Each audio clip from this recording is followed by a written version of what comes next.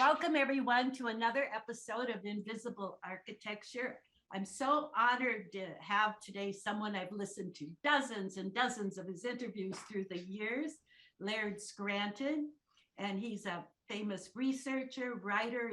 He's written 13 books. I have 3 of them. They're really deep. Like to go through them, I mean, wow, the research he's done.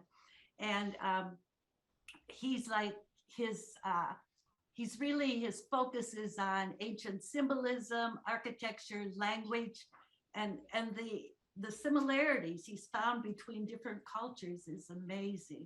And he started out, his first foray into all of this was with the Dogon. So here we go. This is going to be a really good one. So welcome, Laird. Well, thank you very much for having me on. I really appreciate it. So can you kind of tell us how you got into all of this? Because I know, are you a software engineer? Yes, professionally, I'm an independent software designer. Yeah. But in the mid 1990s, because of a book my wife suggested I read, I came across a chapter about an African tribe called the Dogon. This is a modern day primitive African tribe whose culture is like a kind of umbrella over 3 or 4 different ancient classical traditions. And they, the thing that was of interest about this tribe was that they knew some things about astronomy that they really shouldn't know without access to technological equipment. They knew that the bright star of Sirius, which is one of the brightest stars in the night sky, actually consists of more than one star. There's a second star there that is a tiny dwarf star, and they knew all the correct attributes of that star, and they knew the correct orbital period for the 2 stars. They also knew that, or they reported that there was a 3rd star in the same system, which our astronomers are still trying to confirm whether there is or there isn't. That'll be good when that one happens. Wow. So yes. They live in northeastern Africa, right? They're in northwest Africa in Mali. Mali is sort of in the big hump of Africa, and they're situated to the south of Mali in a very remote location across about 8 miles of desert from anything you or I would consider to be civilized territory. Well, I remember like in one of your interviews saying that their main food was onions. Yes, they grow onions, and they sort of eke out a living along an escarpment, a long strand of cliffs that they build cliff dwellings like the Hopi Indians do, and they have mud huts that are situated along the base of the cliffs. Very interesting priestly African tribe. They have rituals like ancient Egypt.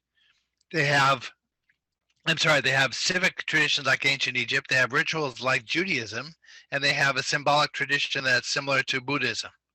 Wow. And it actually begins with architecture. The grand symbol of their symbolic tradition it is arguably an archaic form of a Buddhist stupa shrine, which is an aligned shrine that you see all across India and Asia since ancient times. And I remember you talking about this shrine they have that has all the like the animals, the minerals.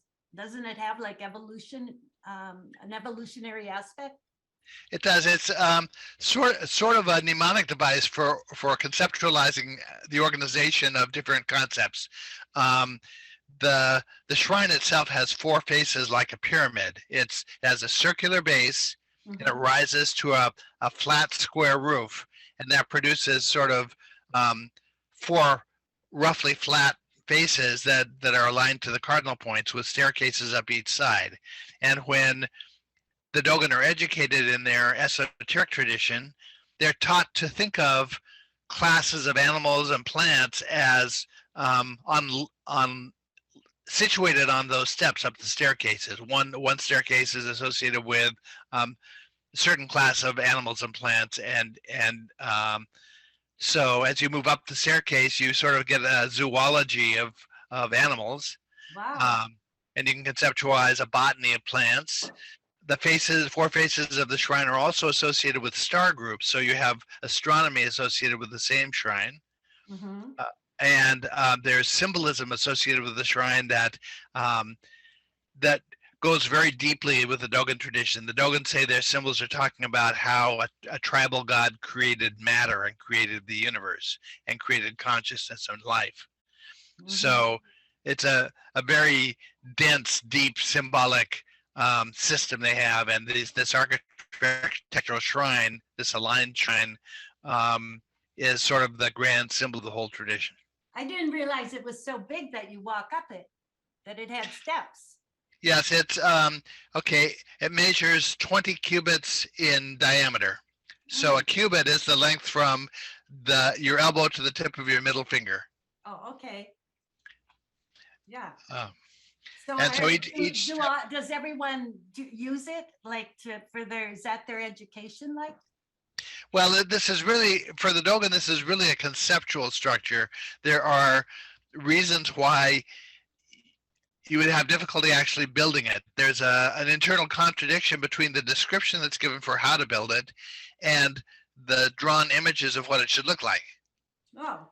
And there's some very complicated reasons why that exists. But this goes along with concepts in Buddhism. In Buddhism, you're not really supposed to use a stupa shrine for any practical purpose. Oh, it's supposed to be strictly a symbolic structure. Oh, I see. So I remember just now, you were talking about at one point, I'm just bringing back from different things I've listened to, like how like from Egypt, that they feel that they were originally Egyptian and they were a tribe because different cultures sent people off so that their knowledge didn't get lost. At around 3000 BC, it looks like the Dogon were very closely related to the Egyptians. Okay. And the reason I say that is because civic practices that the Dogon observe today are predictive of what's been documented for ancient Egypt at around 3000 BC. 3000 BC was before the advent of written language in ancient Egypt, and the Dogon have never adopted a written language. But they observe all of the same complicated set of calendars the ancient Egyptians did. A lot of the Dogon words are ancient Egyptian words. And we can demonstrate that because in their language, all of these key words of the symbolism carry clusters of meanings, sort of discrete clusters of meanings, where knowing one meaning doesn't really allow you to guess the secondary meanings. And then you go to ancient Egypt and you find the same meaning with the same pronunciation, the same initial meaning, and then you find a number of the other clusters of discrete meanings associated with that same phonetic. So it's like layered, their meaning. Right. Yeah. Right. And of course, I like anything that's layered. So now so the thing is, I remember you talking about in Egypt, how now, because they always like the go-to was Budge's dictionary, the classic hieroglyphic one, and how like they're changing some of the pronunciation of the words, the modern scholars, and that's like divorcing this history. Or can you go into that? That's really interesting. Yes, modern Egyptologists don't really have a very high regard for Budge's Egyptian hieroglyphic dictionary. Budge was a historian and a linguist, and he produced a dictionary in the early 1900s of the Dogon hieroglyphic language. But my approach is different than the traditional Egyptologists today. I begin with the language of the African tribe. And the difficulty is that here you have a language of a tribe that had no knowledge of Budge, and Budge had no knowledge of the African tribe, and yet you have reference after reference where a Dogon word predictably agrees with an ancient Egyptian word. And so my observation is that Budge can't possibly be wrong about the language and be in predictive agreement with the Dogon. So there's something more going on there than the traditional Egyptologists are allowing. Yeah. But among the changes that the modern Egyptologists have been making, I'll give you an example of one of them. Virtually every culture that had contact with ancient Egypt, prior to Egypt, contemporaneous with Egypt, or just following Egypt, referred to the hidden god of Egypt as Amen. except for Ethiopia. Ethiopia referred to that god as Emin. Mm. Well, for some reason, the scholars who are reworking this Egyptian hieroglyphic language decided that the proper pronunciation is Emin. And those kinds of changes, from my point of view, sort of serve to disconnect the language from its earlier non-Greek roots, earlier African roots and other roots of other cultures that might have contributed to the language. Mhm. So I have disagreements with them about what they've done with the language. Wow. And so that, well, is this a Amenhotep?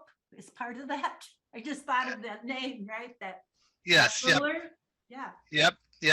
The ancient Egyptian pharaohs used to select their own names, and they named themselves for important concepts in this cosmology that I'm pursuing. Cosmology is the study of how things were created. And so Amenhotep, when was he? I couldn't tell you off the top of my head because different pharaohs took names all through the 3,000-year history. Oh, I see. And sometimes they reuse the same names, so you have to know which era you're talking about. Yeah. But the Dogon people are one of the keys to understanding all this stuff for me. My entry point is to the study of their culture, that I sort of followed that outwards. I began in my research in with North Africa, and then moved to Egypt, to India, to Tibet and China, then on to Turkey. Then unexpectedly, because of some references that came up, it jumps to Orkney Island in northern Scotland. Wow. I've written about the Maori in New Zealand. There are connections all over the world to this tradition. One of the recent books I wrote is called Tracing Orkney's Origins. And what the approach to the book is to take several clusters of elements, architectural elements, agricultural elements, linguistic elements, religious elements or cosmological elements, civic elements like burial traditions and things like that.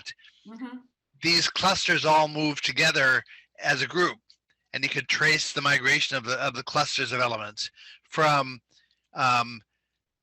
Turkey, southwest Turkey, the Fertile Crescent region at around 9,000 BC, across the Mediterranean, through Crete and Malta and places like that, and then out Gibraltar and up the Atlantic Sea coast to Orkney around 3,600 BC. There's virtually no establishing element on Orkney at 3,600 BC that we don't also find in Malta just immediately preceding it. Wow. I haven't heard that interview yet. I have to get that book. So does Gobekli Tepe fit into that or not? Yes, for me, that's the first evidence we have of this tradition. Some of these enigmatic, for those that don't know. Right. Gobekli Tepe is about an 11,000-year-old architectural site. It's the first evidence we have of megalithic stonework. There are a series of stone circles with large stone pillars with beautiful carvings of animals on them that were deliberately buried after about 1,000 years, and so remained protected until they were dug up, started to be dug up in the late 1990s. And the animals that are pictured on, and a lot of the symbolic elements that are pictured on those pillars tie directly to the tradition I'm studying. Wow. There are perhaps a half dozen different ways of representing the concept of non-materiality and materiality coming together at that site. That's anciently is the definition of a sanctuary. A sanctuary is a place where an energetic domain is said to come together with the material domain, and there are symbolic ways of representing that happening. Wow. That's pretty amazing. So, can you go through this must be so amazing as you keep discovering another culture that validates everything you've done. Well, it gets easier and easier because there are certain signatures you can look for that are absolutely telling that the culture had to have been influenced. For example, any culture that measured with cubits was, I know without even studying, was part of this tradition. That is a signature of the tradition. Any Like there's culture. several cubits, like there's the royal cubit. I mean, they always talk about different cubits. A.E. Harriman was a researcher who wrote a book called Historical Metrology. Okay. And there's a section in his book where he lists the cubits of all these different ancient cultures and the lengths that the researchers have determined were measured by the cubits, and they're all different. Uh-huh. This is a relative unit of measure. We're from a modern mindset, we're used to the idea of a standard unit of measure and ever more refined units of measure. But Right. the ancient tradition that I'm studying rests on the idea of a variable unit of measure. Because you're using the body. I mean, Right, and every person's body is a different length. Exactly. Okay. Uh-huh. Now, the alternate way to measure a cubit is it's the average pace or step of a person. Now, the reason why you didn't have to have a precise unit is because what they're doing to align the architecture is they're setting out a series of geometric shapes. And the effect is accomplished not through the size of the shape, but through the relationship of the shapes. And so they didn't care how big you measure it, as long as you measure it using the right procedure. It didn't matter how big or small it was. Oh, that's so interesting. Can you go through the Dogon, because they had that special place where they had where they would go if they were having arguments and discussions, and then their houses and Yes. Okay. One of the characteristics of a Dogon village is that it's a very peaceful place. That was also true on Orkney. Researchers have been able to determine they found no evidence of weapons, no evidence of warfare. Very peaceful village at Skarabrae on Orkney. Mm-hmm. One of the key reasons why a Dogon village is so peaceful is because when they set out to build a new village in Dogon country, the first building they construct is called a toguna. And it's a meeting house, and the structure is built to half height so that a person can't stand up in it, they can only sit down. And the rule in Dogon culture is that anytime a dispute arises between two or more people, all of the interested parties are required to go to the toguna and to remain there. They can't leave until they've sorted out the issue to everybody's satisfaction. Right. So perfect. Did they have that in Skarabrae? Actually, there is one of the, there are 8 chambers. Skarabrae is interpreted as the first farming village in Great Britain. And one of the chambers, there are 8 chambers, stone chambers in this village. And one of them was built to the same kind of round shape as a toguna can be built to in ancient times in Dogon culture. Using very similar architecture, laying stones flat to build the walls, and then turning the stones on end along the top of the wall, all around the top of the structure. Wow. The way they constructed their door frames and things like that, very close match. So now also the houses too are interesting, like kind of like wombs and stuff. Right. Now what's very interesting is that what we see at the Skarabrae village right now are, okay, the village was in use for more than 600 years. And over the course of that time, all of the buildings except one were reconstructed, were rebuilt. And what we see there now is not what the original plan of the houses were. But archaeologists have been able to get down to what the original plan was, and the original houses were all built to a single plan. And it's a plan that they don't have any correlates to in Scandinavia or nearby Europe. They don't know where it came from. It has some odd features. For one thing, it has a round room at one end. It has a square room in the middle with a hearth sitting in the center of it. It has 2 side rectangular chambers that are sort of sleeping chambers. And it has a rectangular area at the bottom, which is the entryway into the house. Now, it turns out, okay, the Dogon in modern times, because they live in the desert, they tend to build houses from mud. Mm. because it can build a mud hut and it doesn't get rained on, and so it holds its form. Mm-hmm. But when they do occasionally build a stone house, turns out they build it to that same plan with the same odd round room. The researchers on Orkney refer to that as a unique feature. They don't know of it existing anywhere else. Wow. So, but the reason the Dogon build that plan is because it represents, it symbolizes a thing that's important in their cosmology. It symbolizes the body of a sleeping woman or a sleeping goddess. The round room is her head, the side rooms are her arms, the square room is her body cavity, the hearth is her heart, Mm-hmm. and the entryway are her sexual parts. Wow. So once I made that connection through architecture, then it became legitimate for me to try to interpret other elements on Orkney in terms of what the Dogon say, in terms of their language, in terms of their cosmology and their symbolism.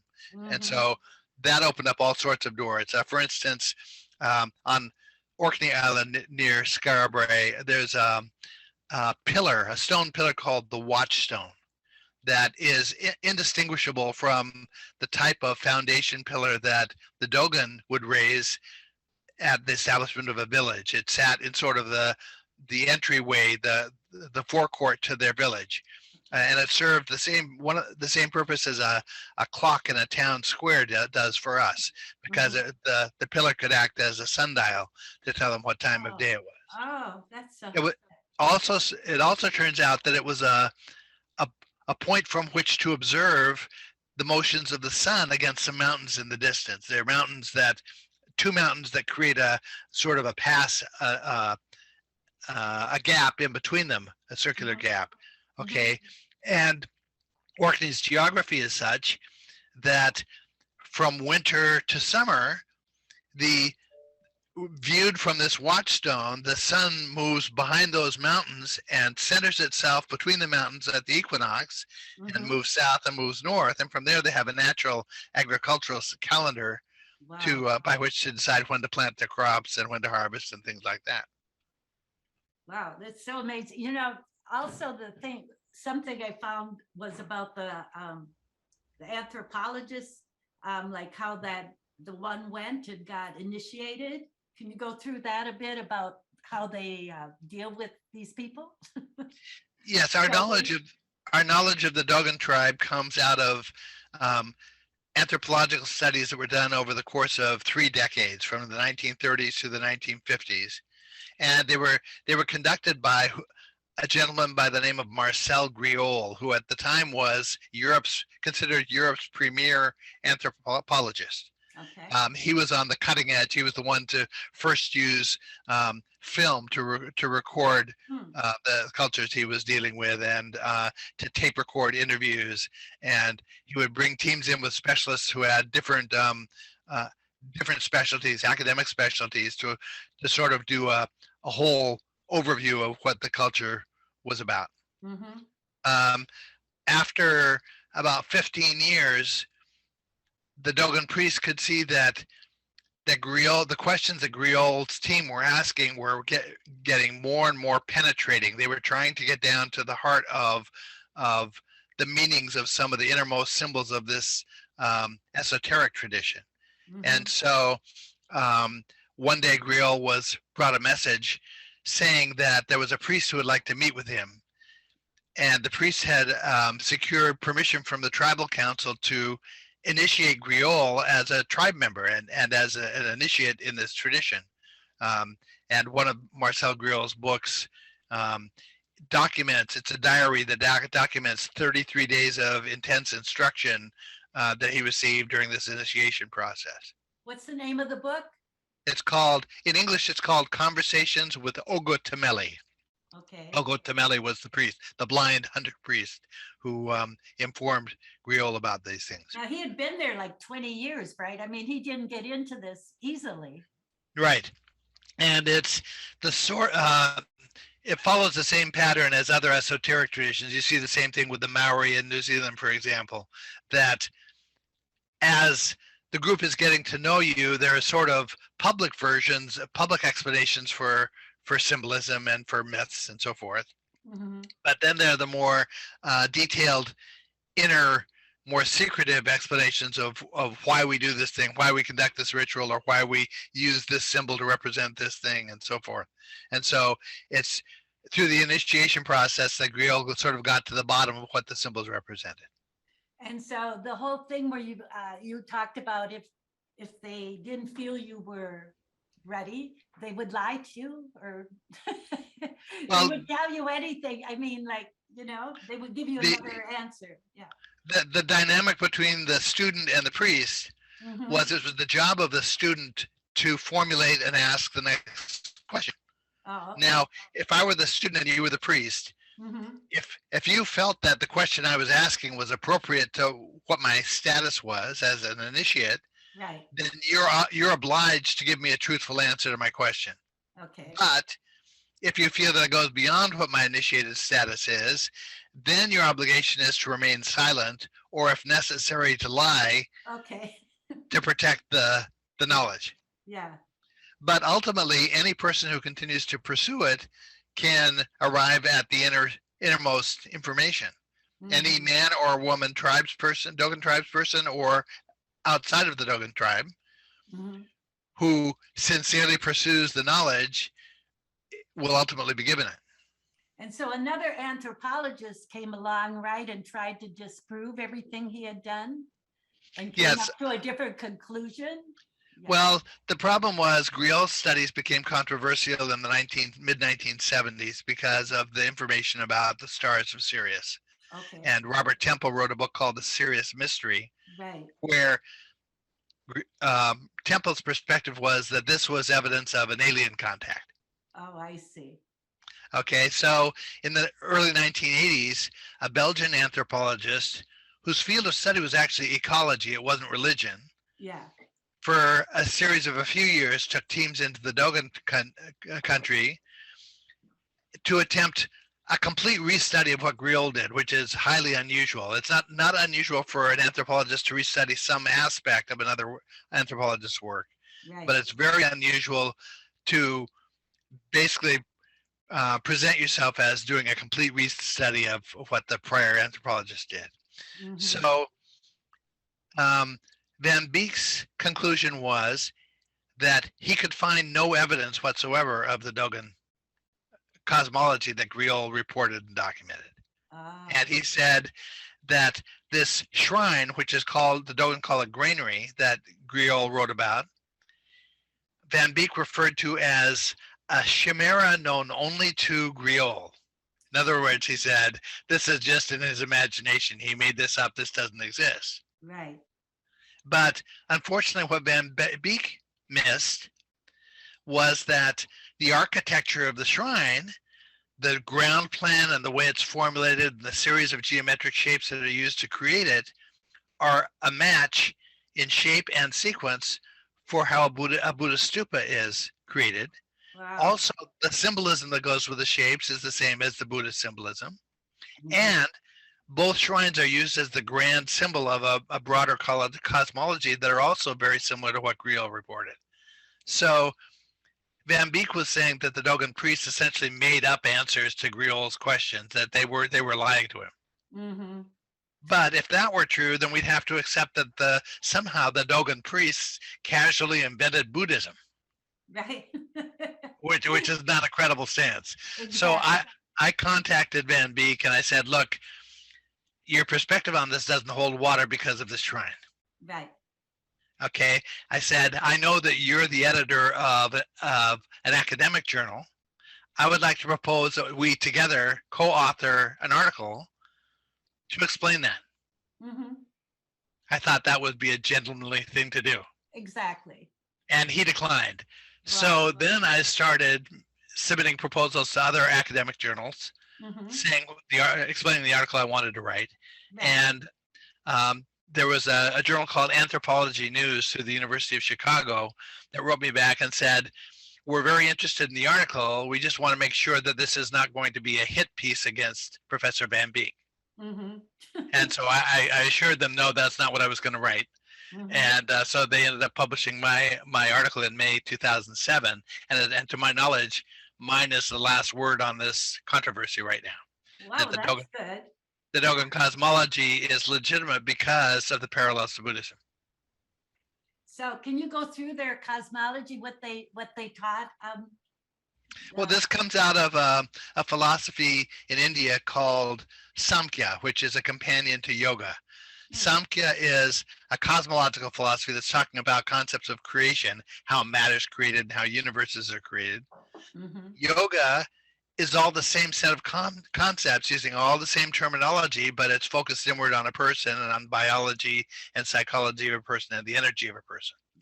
And so I have an adult daughter who studies yoga, and it's not uncommon that she'll talk to me about some new concept she learned in relation to yoga, but she begins a sentence and I can finish it for her because it's all the same stuff. There are parallels on all these scales. Within is without. That's right. Okay, so Samkhya says that universes form in pairs. That's the natural way things happen. And that it's we can think of it as being an energetic or a non-material universe paired with a material universe. And there's a cycle of energy between the two universes that is scrolling energy and mass from one domain into the other domain to a certain extent, and then the cycle reverses and it scrolls back again. You can think of an hourglass with sand in the top globe that filters down into the bottom globe, and then you turn it over and it filters back. So you're getting the infinity sign. Yeah, you started getting the infinity sign. That's right. So the Dogon symbolic tradition, according to the Dogon priests, explains how what begins as energy ends up creating what we see as matter and material objects. And I could see very early on in my process that they had a correct description of an atom. They knew what an atom was. As a matter of fact, in my first book, I compare a paragraph where Stephen Hawking is describing an atom and describing electrons and protons and neutrons, and then paragraphs where the Dogon do the same thing. And they're almost interchangeable. You could almost swap in the Dogon paragraphs in place of Hawking's and not change his book. And then beyond that, the Dogon also include a drawing to support their concept of the electrons and the protons and neutrons that takes the same shape as an electron orbital shape that's been imaged through electron microscopes. So I could see the Dogon knew what they were talking about when it came to atoms. Right. But they had this whole descending structure of definitions and drawings that I didn't know what they represented. And so I asked myself, do you suppose those could also be scientifically proper? And so I began to explore that process.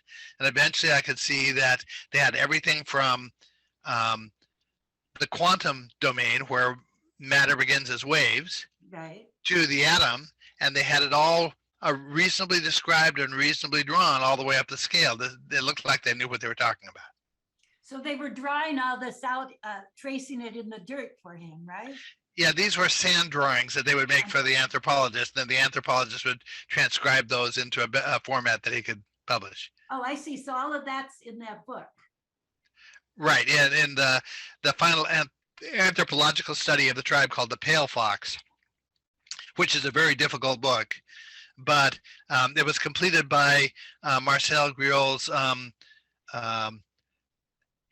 his professional partner and his top student. After Marcel Griol's death in 1956, this woman, Germaine Dieterlin, finished the project and published the book. And I work from an English translation of the French book. So the Pale Fox is all about this. Right, it's all about this. But as I said, it's a very difficult book. It looks to me as if the anthropologists felt an obligation not to just spill the beans about this tradition. They published it in a format where it takes a great deal of effort on the part of a person like me to sort out what the truth of what's being said might be. Wow. So now I remember at some point with the Judaism, what was that connection with the Dogon? Okay, the Dogon rituals are reminiscent of Judaism. For example, a Dogon man will wear a skull cap and a prayer shawl like they do in Judaism. they celebrate a Jubilee year, as Judaism does. They Mhm. have traditional family lineages that compare to Judaism. Judaism, you have the Levites and the Kohanes. The Kohanes are the priestly class. Mhm. In with the Dogon, you have the family of Lebe and the family of the Hogan, who are the Wow. priests. Uh-huh. So you have comparability that way. Right. Also, quite a few of the words that I positively connect between the Dogon and the ancient Egyptians, Budge positively relates to Hebrew words. He uses the Hebrew word to explain the Egyptian word. So, I'll give you an example. The name of Amen, the hidden god in Egypt, Mhm. compares to a Dogon god, Amma, who's the hidden god for the Dogon. Mhm. Now, the word Amma can also mean to grasp or to hold firm or to establish, Okay. among other things. The Egyptian word also can mean to grasp or to hold firm or to establish. And years back, I came across an article from a Hebrew scholar who was arguing that the Hebrew word Amen that you hear at the end of a prayer Mhm. could not relate to the Egyptian word Amen because in Hebrew it comes from a root that means to establish. It's so good, isn't it, when you find these things? Yes, it is. So when the traditional researcher is Validating it all. Yeah. when the traditional researcher is shooting himself in the foot with his own thesis. Right. You know, So I remember now somewhat, you got into Ganesha. How did that work in India? What was that relationship? okay, in the Dogon system of creation, we're talking about how matter forms Mhm. and how the universe forms. Actually, this is true of all of the concepts of creation. Right. They rest on a handful of dynamics of energy that the Dogon describe in a diagram that go hand in hand with how science understands energy, Mhm. and that recur in similar form all the way up and down the scale. It doesn't matter how tiny a thing you're looking at or how large a thing you're looking at, the same dynamics of energy hold true for them. Okay. Okay, now what those dynamics are basically is this. The idea is that when two qualities of energy come together that have different attributes, either different speed, like if you have water of different temperatures or different speeds, Mhm. the tendency is for the energy to spin. It creates a vortex. Mhm. So the energetics on the begin with two qualities of energy, electricity and magnetism, that when they come together spin. And when they spin, they create resonance, which is like echoing. Mhm. And that echoing eventually creates resistance that has to be overcome. You can imagine a snowplow in the wintertime pushing snow up a street. It Mhm. reaches a point where the snow in front of the plow creates such resistance that has to be relieved somehow. And so the snow shifts off to the side of the plow, perpendicularly to the direction of the plow. Well, Mhm. energy does the same thing when it hits resistance. The spinning energy evokes vectors of energy that are perpendicular to the spinning energy. Mhm. And those vectors can be interpreted or looked at in a different way as creating a vortex. Okay. Yeah. Now, that cluster of energetic dynamics is the root, for me, the root symbolism of the Hindu god Ganesha. Oh, I see. I was wondering where you were going with that. Okay. Okay.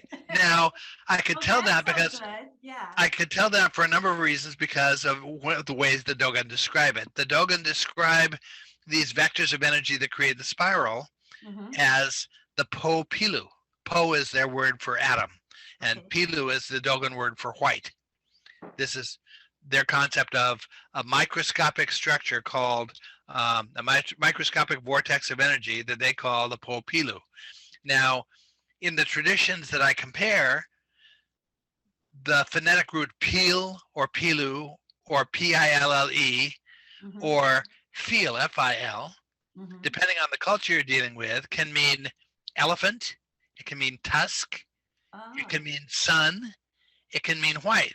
Now, those are all four attributes of the Hindu elephant god Ganesha. wow.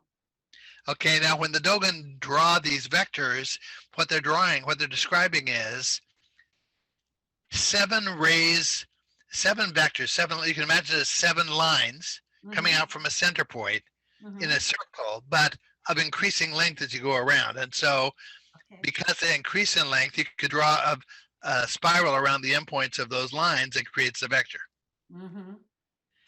Now, a little later on, what the Dogon do is they take that figure of the seven vectors and they anthropomorphize it. They imagine the top two rays. Oh, I lost your voice. I can't hear you. Your voice went. Take off your earphone. I can't hear you. Take that. Can you hear me? Now I can hear you. There you are. Okay. Okay, so the Dogon anthropomorphize these seven vectors, seven rays that come out from the center point. Okay. They do it in two ways. In the first way, they imagine that the two vectors on top are a head. They're making a stick figure. Oh, I the see. next two rays represent arms. Right. And the next two rays down represent legs. And the seventh ray represents a tusk or a sexual organ. Oh, I'm having the same. Yeah. That's one way of doing it. The second way is the top two represent a head. The next four represent four arms. And the seventh one represents a single leg on which the figure dances. Okay. Now, those are two classic representations of Ganesha, two poses that Ganesha is classically pictured in art. Wow. This is so amazing. Do you have what book is this in? This about Ganesha? The Ganesha information is in a book called Point of Origin. Oh, okay. But actually, there's a separate book. There's a book entirely devoted to Ganesha. It's called Ganesha, the Scientific Symbolism of the Hindu God. Oh, okay. Okay. Now, so I could see that there was a connection between these two traditions. Yeah. I found a very famous article written by a woman named Phyllis Granoff, who was a professor at Yale University. She was a Sanskrit scholar and an authority on ancient art of India. Okay. Okay. She was working with a Sanskrit text that has never been translated into English. Wow. And she was saying that in her article that what's being described here are 7 incarnations of Ganesha. And that those incarnations are presented as if they are sequential stages in the formation of matter. The problem was she had no context to fit that into. She went through and described why that was true. Right. But she had no way of understanding it in terms of a broader system. Yeah. So suddenly I realized I did have a way of connecting that. Yeah. That the Dogon provide us with the framework that Hindu information fits into. So did you contact her? I tried to. I sent emails, never got a response, but yeah, because that's amazing. Right, and that's very often how this works, that through comparison back and forth between the traditions, you end up being able to establish the truthfulness of a perspective that you working with either one of them by themselves, you can't. Yeah. And so you can do that between the Dogon tradition and ancient Egypt. You can do it between the Dogon tradition and Buddhism. You can do it between the Dogon tradition and Hinduism. Okay, another example was that same Po Pilu, which creates the spiral, the material spiral of energy. Right.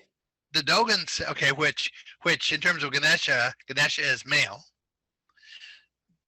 And the materiality for the Dogon is symbolically male. Okay. The Dogons say that there's a counterpart spiral on the non-material side to that spiral. Oh, yeah. That they consider to be the female Po Pilu. And so I said to myself, that implies that there must have originally in India been a concept of a female Ganesha. Now, the relationship between the two spirals is described as an embrace. And so I set off to try to find any evidence I could in traditions of India of a concept of a female Ganesha in the context of an embrace with a male Ganesha. Yeah. Now, I could find references to it in Buddhism, but no drawn image of it. Mm-hmm. Turns out it existed in China, again, with no actual images or text to refer to. It turns out it was banned from inclusion in any Buddhist text in China by an emperor at 1100 AD. It was such a secretive concept, it was no longer allowed to be included.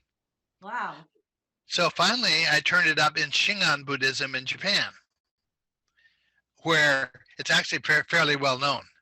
And in China, one of the things through my research, what I came up with was a list of instructions of if you were going to build a figure to represent these two Ganeshas in their embrace, mm-hmm. Here you should build it out of brass. It should be a certain height, and it should have certain features that are reflected in the figure.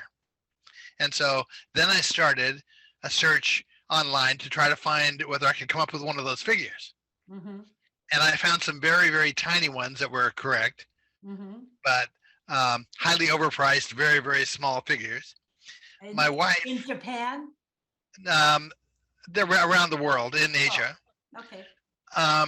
My wife Risa found one through a site in India that was advertised on eBay that was built out of brass to the specifications it should have been built out of. Wow. Built to. And so they were only charging $35 for the figure. So we ordered it. Mm-hmm. And part of the disclaimer on the site when we ordered it was to allow 6 to 8 weeks for delivery. Right. Which we thought, well, from India, I've ordered things from India before. That's about what it takes. Yeah. 2 days later, we had the package on our back doorstep. Wow, because you needed it. Yes, yeah. So, like when you were going to Japan for this, were they also using an elephant or a different symbol? No, they're using an elephant also. There's a really? That's so interesting. There's a famous shrine site outside of Tokyo called Kongo. Mm-hmm. Kongo-in, I think is what it's called, where the shrine is dedicated to these figures of the embracing Ganeshas. In China, the figures had only ever been allowed to be housed in a portable shrine, not a permanent shrine, because you had to be able to move it on a moment's notice, because this is a shape that people aren't supposed to know about. Wow, that it was so hidden. Oh, it's so, amazing, right? Yes. So now here I've taken a set of Dogon descriptions, right, that I had no reference to in Buddhism or Hinduism, mm-hmm. but was able to correctly predict based on what the Dogon said what had to have been true about Buddhism and Hinduism in the past. So this was just an ancient, universal language symbolism, it seems, Right. Now, what's interesting is that the first example of the two elephants is carved in stone and pictured on one of the pillars at Gobekli Tepe. Wow. But it's disguised in a way that it looks like a sort of stylized letter H. If you see it from a distance, it looks like the letter H. Yeah. And there are other symbolic letter H-shaped symbols on the pillars. And so for years, I didn't even notice it. But then one day, I happened to be posting several pictures in one post on Facebook, mm-hmm. including a picture of that pillar at Gobekli Tepe with a picture of what I thought was the H. But when you post more than one photo, what Facebook does is, in your final post, what they're showing you is sort of magnified, selected images from the images you posted. Okay. And what they had done was they had magnified that pillar to the point where I could now see that this wasn't an H, this was two elephants. Now, the interesting thing is, what those elephants represent is the concept of these two energies coming together. Mm-hmm. Several of the other symbols at Gobekli Tepe represent that same concept in the symbolic traditions of other cultures, including that letter H symbol. Mm-hmm. Survived in the Masonic tradition. There's a whole article that I quoted in Point of Origin about how the Masons understand that letter H symbolism as representing non-material and material energies coming together at the time of creation. This is like And so few people know this stuff. Right. So, They uh, know it individually, but like as a whole. Yeah. right. And until you cross compare, you don't have any idea of what it is you've got. Right. Mm-hmm. Well, this has been a really fabulous interview, and I think it's just like we did it. Do you have anything else you want to add? Oh, and I would like to have how people can contact you. Okay. Now, if they want to understand about those energetics, my most recent book is called Amma and the Spark of the Universe. Oh, okay. Now, that book details a scientifically reasonable path for how the Dogons say we get from root energy of just electricity and magnetism to an atom. Here are the steps it goes through, how the Dogon describe it, how they draw it, what word they use to describe it. It also helps that the Dogon words tell you what they mean. They're built up of syllables that represent concepts.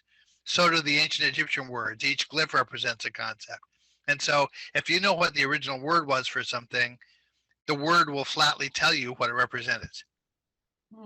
Amazing. So now in terms of people trying to find me, the best place to find me, to contact me is on Facebook. I'm the only Laird Scranton on Facebook. Okay, Laird, right? Right. Or through my publisher, Inner Traditions, or through Simon & Schuster. Okay. So Point of Origin also had a lot of that on the Ganesha, right? Yeah, Point of Origin is, the focus of that book is how the Gobekli Tepe tradition carries forward to the later traditions. Oh, I see. Okay. Tracing Orkney's origins is tracing the path of migration out of Gobekli Tepe in later eras across the major islands of the Mediterranean and eventually up to Orkney Island. Okay.